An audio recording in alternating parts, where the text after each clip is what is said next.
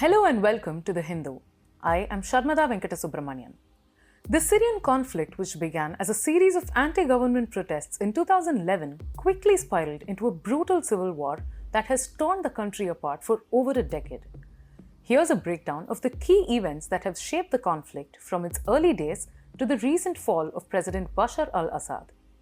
It first began in 2011 when protests against the Assad regime spread across Syria, calling for political reforms.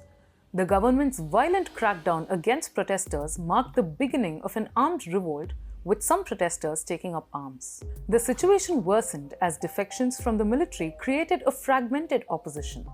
The conflict attracted both Western and Arab support for the rebels. By 2012, the conflict had escalated. Al-Qaeda's Syrian affiliate Nusra Front emerged, gaining strength and sidelining moderate rebel groups. While the world powers met in Geneva to find a political solution, the violence intensified with massacres on both sides.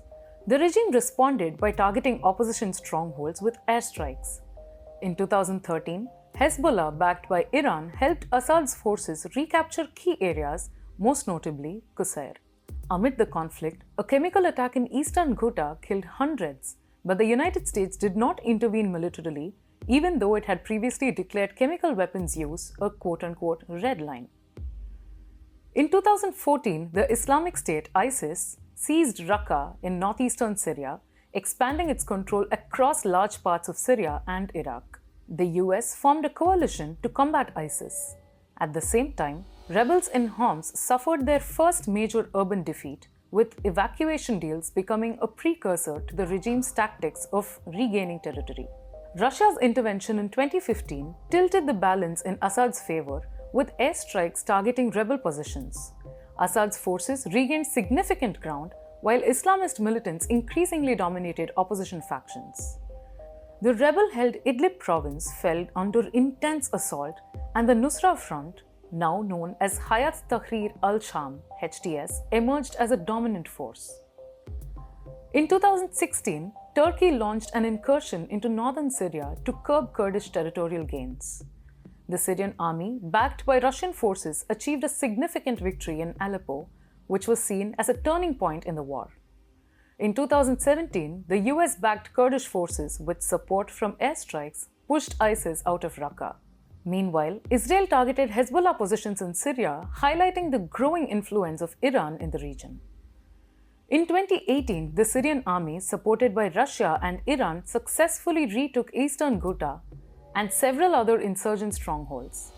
The regime's control over Syria became more solidified as the opposition forces retreated to smaller, isolated enclaves. By 2019, ISIS lost its last territorial holdings in Syria, but the US decided to maintain a military presence in the country, particularly to protect its Kurdish allies. Meanwhile, the war continued to simmer, with Assad's regime firmly entrenched across most of the country. In 2020, a ceasefire agreement between Russia and Turkey froze the front lines. Assad controlled most of the country, but rebel forces held on to the northwest and Kurdish-led forces controlled the northeast. The war had become a protracted stalemate. The Hamas attack on Israel in October 2023 ignited a new round of fighting in the region, leading to a reduction of Hezbollah's presence in Syria. This marked a significant shift in the balance of power, weakening Assad's position. Now, a year later, in a dramatic turn of events, rebels launched a large-scale assault on Aleppo in late November 2024, quickly advancing through the country. By early December, opposition forces had seized major cities including Aleppo and Homs. As they closed in on Damascus, President Assad fled the country, reportedly taking refuge in Moscow. The insurgents declared victory, marking the end of over 4 decades of Assad family rule.